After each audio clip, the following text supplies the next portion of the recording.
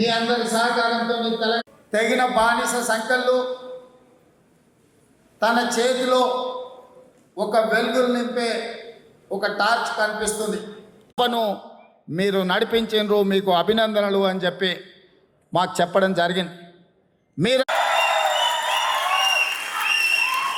నిరుద్యోగ సమస్యను పరిష్కరించాలి, మనం ఇచ్చే ఉద్యోగాలు తక్కువ, తల్లిదండ్రులు లేదు మేము గ్రామాన్ని నమ్ముకున్నాం, ఈ నేలను నమ్ముకున్నాం, ఈ భూమిని 200 యూనిట్ల వరకు ఉచిత కరెంట్ అందించినాం, రాజీవ్ ఆరోగ్యశ్రీతో హెల్త్ సెక్యూరిటీ 10 లక్షల రూపాయల వరకు ఉచిత వైద్యాన్ని అందిస్తున్నాం. నగరంలో ప్రపంచ స్థాయి ఐటీ సంస్థలు వచ్చినాయి అని అంటే అది విప్రో కావచ్చు, ఇన్ఫోసిస్ కావచ్చు, గూగుల్ కావచ్చు, యూ నేమ్ ఇట్. ఎన్నికలు వచ్చినా, కాంగ్రెస్ పాలకులు వచ్చినా, తెలుగుదేశం వచ్చినా, ఇంకొక పార్టీ వచ్చినా సిద్ధాంతపరంగా భిన్న హైదరాబాదు నగరాన్ని అభివృద్ధి చేయడానికి మా ప్రణాళికలు రచించి ముందుకు వెళ్తున్నాం. ప్రభుత్వాలు మారుతాయి. సెమీ అర్బన్ రీజియన్గా రీజనల్ రింగ్ రోడ్డు నుంచి తెలంగాణ సరిహద్దుల వరకు రూరల్ రీజియన్గా 3 లేయర్ల కింద ఇవాళ తెలంగాణ రాష్ట్రాన్ని ఒక మెగా మాస్టర్ ప్లాన్తో ఇవాళ ప్రణాళికలు సిద్ధం చేస్తున్నాం. అదేవిధంగా కులీ కుతుబ్షాహీ నిజాం ఏకస్లో మెడికల్ టూరిజం హబ్ క్రియేట్ చేస్తున్నాం. మిడిల్ ఈస్ట్ కంట్రీస్ నుంచి చాలామంది వైద్యం కోసం మన రాష్ట్రానికి, మన దేశానికి వస్తున్నారు. అదేవిధంగా ఇవాళ అమెరికా కోవిడ్ తర్వాత చైనా +1 కంట్రీ కోసం ఎత్తుకుతున్నారు. ఇవాళ చైనాలో జరిగిన పరిణామాలతోని ఈరోజు అమెరికన్ ఇన్వెస్టర్స్ 1 కంట్రీ తెలంగాణ రాష్ట్రాన్ని +1 కంట్రీగా తీర్చిదిద్దాలని హైదరాబాదులో ఈ medical side investments, pharma side investments, bulk drug investments, అదేవిధంగా semi conductor investment, artificial intelligence హబ్ని మనం డిజైన్ చేస్తున్నాం. City we are going to establish everything in one roof. That is called our future city, our 4th city.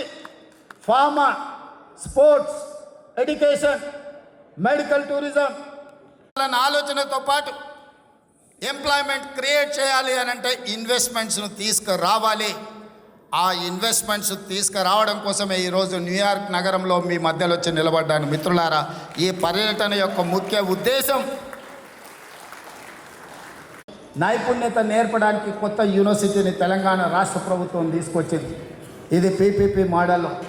Most likely Anand మహీంద్రాని ఆ university chairperson కింద నేను request చేసిన 2 రోజుల్లో ఆనంద్ మహేంద్ర మన తెలంగాణ ప్రభుత్వం ఏర్పాటు చేసే స్కిల్స్ యూనివర్సిటీకి చైర్పర్సన్గా బాధ్యత తీసుకోబోతున్నాడు. ప్రపంచంలో నైపుణ్యంకి చాలా డిమాండ్ ఉంది.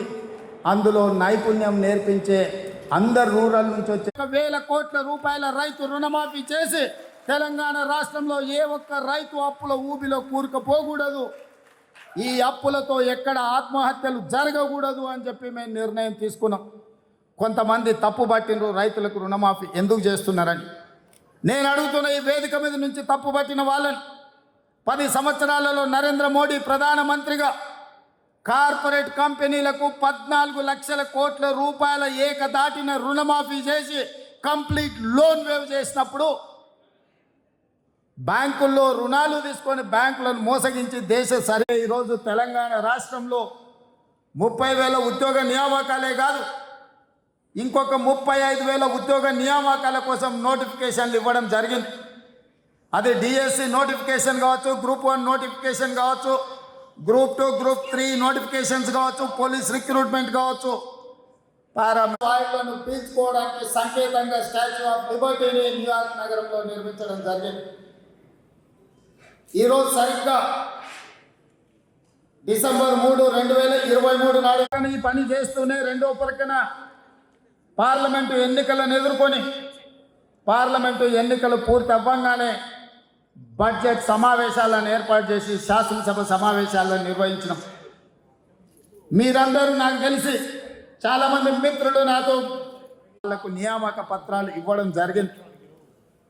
ఎన్నికల కంటే ముందు నేను గ్రామాలలో పాదయాత్ర చేసినప్పుడు నిరుద్యోగ యువకులకు నేను విజ్ఞప్తి చేయడం జరిగింది. తండ్రి కొడుకు 150 కిలోమీటర్లు హైదరాబాద్ నగరానికి ఔటర్ రింగ్ రోడ్డు మణిహారం అయితే రీజనల్ రింగ్ రోడ్డు వడ్డానం అవుతుంది. తెలంగాణ రాష్ట్రం సర్వ స్వతంత్ర దేశమైతే ప్రపంచ దేశాలతో ఏ విధంగా పోటీ పడుతుందో మీరందరూ నాకు ఈ ప్రపంచంతో పోటీ పడడానికి నాకున్న బాధ ఏంది, కష్టమైందని నేను అడగదలుచుకున్నాను మిమ్మల్ని అందరూ. సెమీ అర్బన్ రీజియన్గా రీజనల్ రింగ్ రోడ్డు నుంచి తెలంగాణ సరిహద్దుల వరకు రూరల్ రీజియన్గా 3 లేయర్ల కింద ఇవాళ తెలంగాణ రాష్ట్రాన్ని ఒక మెగా మాస్టర్ ప్లాన్తో ఇవాళ ప్రణాళికలు సిద్ధం చేస్తున్నాం.